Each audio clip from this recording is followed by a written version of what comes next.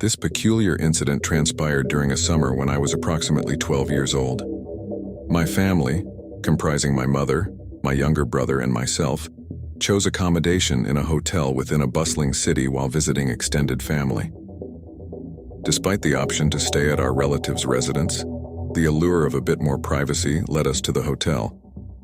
In the initial segment of our stay, my mother delegated the responsibility of keeping an eye on my younger brother to me, while she navigated the check-in process.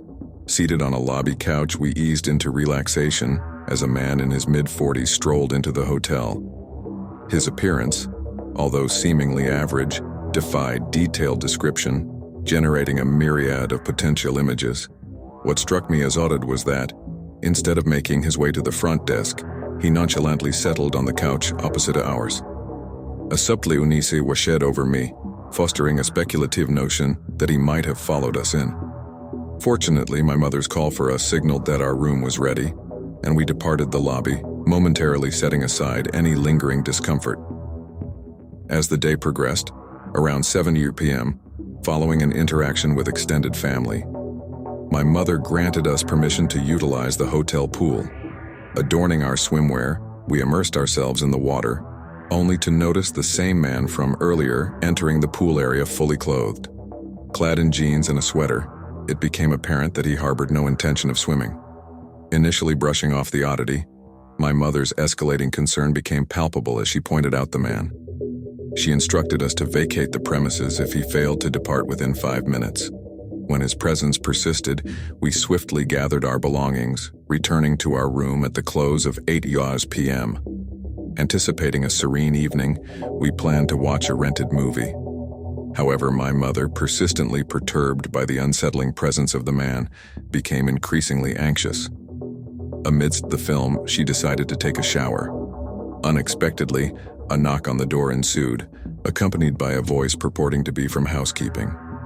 Despite the unusual timing, assuming we required an additional towel, I cautiously opened the door, only to be confronted by the same disconcerting man. His salutation, coupled with a smile and a wave, left me momentarily paralyzed. My thoughts raced toward the darkest possibilities, including kidnapping and assault. As the shower's sound ceased, he lingered and casually inquired about our swim. Providentially, my mother emerged from the shower, spotted the man, pulled me back, and forcefully shut the door, promptly securing the lock. Opting to report the incident to the front desk using the hotel phone instead of involving the police, my mother insisted on switching rooms. As we heard the fading footsteps down the hallway, we relocated to a different room, grateful that the man did not resurface during the remainder of our stay.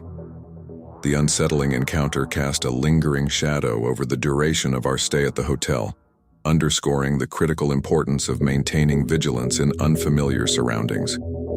It served as a stark reminder that even seemingly ordinary situations can take a disconcerting turn, prompting a heightened sense of awareness and caution in our subsequent travels.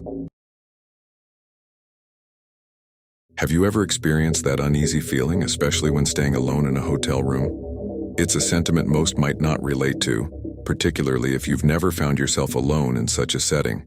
However, during my childhood, the mere thought of sleeping in a hotel room would send shivers down my spine. Every dark corner seemed to conceal a potential threat, and I would constantly glance back, fearing someone might be lurking. My anxiety didn't just drive me crazy, it also exasperated my parents. I insisted on sleeping between them until I was around 9 or 10 years old. Eventually, I had to face growing up, or at least give that impression. I transitioned to sleeping in my own bed or sharing it with my sister. Now at 24, living on my own and frequently embarking on business-related trips, I found myself facing a whole new set of challenges. During one particular out-of-town trip to North Carolina, I stayed at a Comfort Inn, with all expenses covered by my job. The hotel, situated near a sprawling car dealership, served as my temporary home for the night. With a day off ahead, my plan was to unwind in the hotel, watching a couple of movies. Ironically, I chose the first Saw movie, and during a scene where the character Adam hears unsettling sounds in his apartment, my childhood paranoia resurfaced. As I tried to shake off those irrational fears, something unexpected occurred. Faint crackling noises emanated from the closet. Being 24, I scolded myself for succumbing to childish fears. I increased the movie volume, attempting to drown out the sounds, and took 2 sleeping pills to ensure a peaceful night's rest. However, as I turned off the TV and settled in for sleep, the intermittent crackling persisted, not frequent enough to cause serious concern, and with the sleeping pills taking effect, I drifted off within minutes. The next thing I knew, I was jolted awake by the rustling sound of fabric. In the darkness, I could barely discern anything until I switched on the bedside light. To my horror, I saw a figure dressed in all black, hooded, rummaging through my bag. A towering presence, approximately 6'5", weighing around 250 pounds. I screamed, and the intruder fled, leaving me with stolen belongings and a lasting trauma. This harrowing encounter delved into a deep-seated childhood fear. Such stories weren't commonplace on the news, making the experience even more unsettling for someone like me, who harbored a specific childhood fear that had now become a reality. Fast forward to when I was 17, tensions with my hot-headed dad escalated. Regular heated arguments led to the point where I had to leave for the night after these confrontations. On May 9, 2015, at 21 years old, following another intense scene with my dad, I sought refuge in a nearby hotel, Quality Inn and Suites. It was a mere half-mile from home, costing me less than $100, but it provided a necessary escape. It was early, around 4 o'clock, an unusual time for such outbursts. Opting to clear my head, I found myself by the outdoor pool. The hotel was eerily deserted. No one around, empty hallways, and even the lobby was devoid of people, except for the desk worker. In this solitude, I grappled with the complexities of my situation, seeking solace in the silence. Nestled within the bustling expanse of a prominent vacation destination, my hotel room found its place on the second floor, strategically positioned in the middle of a seemingly deserted hallway. The rationale behind this choice remained a mystery, especially considering the apparent scarcity of fellow occupants in this vast lodging. Following a serene dip in the pool, I retreated to my room, blissfully unaware of the enigmatic events about to transpire. A subtle tapping disrupted the silence at my door, devoid of the customary housekeeping announcement. Unfazed, I chose to overlook it, even with the prominently displayed "Do Not Disturb" sign on the door handle. To my bewilderment, the door's lock emitted a beep, and with a gradual creak it swung open. "No, thank you, not right now," I uttered into the unseen space beyond the door, my view obstructed by a wall from the bed. A pregnant pause ensued, prompting a curious repetition on my part. Abruptly, the door slammed shut, jolting me from my complacency. Intrigued and slightly irked, I ventured into the hallway, only to be met by an eerie emptiness. To my right, a silence prevailed.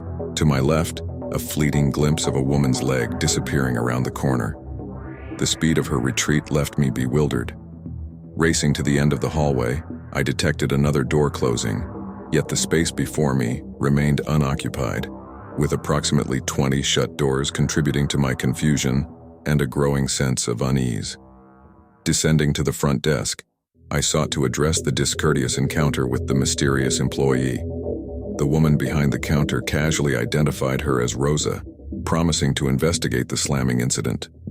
While my quest for a peaceful evening persisted at a nearby TGI Fridays, little did I anticipate the night's impending disturbance.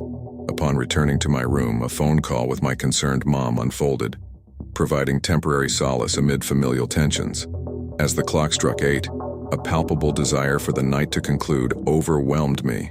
Teeth brushed, a brief TV interlude, and by 9 o'clock, I surrendered to the embrace of sleep. In the depths of slumber, a sudden noise disrupted my tranquility. Groggy, I sat up, straining to decipher its origin. "You have to let them in," a commanding voice echoed, a looming figure positioned at the left edge of my bed. A nauseating dread engulfed me as the person's feeble grip closed around my throat, accompanied by chilling repetitions of "You piece of..." Swiftly escaping, I sprinted to the door, the distant echoes of pursuit ceasing only at the front desk. To my dismay, the receptionist disclosed that an employee had misplaced a master key, granting access to all rooms, an unsettling revelation that should have been promptly reported. Fury fueled a refund, police involvement, and a swift retreat home. Sharing the harrowing experience with my dad, his demeanor surprisingly shifted toward empathy. Since that fateful night, I've steered clear of nocturnal escapes, fervently hoping to preserve the tranquility within my home. The fate of the unhinged woman who attempted my demise remains an unsettling mystery, shrouded in the shadows of the past.